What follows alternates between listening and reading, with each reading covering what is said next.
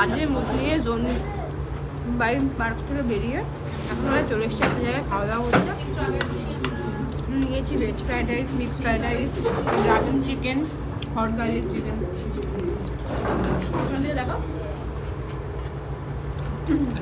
একটা বাজে এক্সপিরিয়েন্স, এর আগে কখনো আমার হয়নি। এতটাই মাথা গরম হয়েছিল যে বাবা ফোন করেছে, বাবাকেও বলে দিয়েছি রাখো, ভালো লাগছে না কথা বলতে। তো খাওয়া দাওয়া করে যদি মাথাটা একটু ঠান্ডা হয়, কারণ 6টা থেকে একভাবে দাঁড়িয়েছিলাম। তো আমার এক্সপিরিয়েন্সটা আমি শেয়ার করলাম তোমাদের সাথে, যাতে ফিউচারে এই সেম জিনিসটা না হয় কখনো।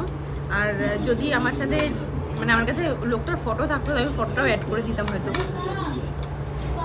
যাই হোক, চলো খাওয়া দাওয়া করে নিই, খুব ভালো হয়েছে খাওয়া দাওয়া।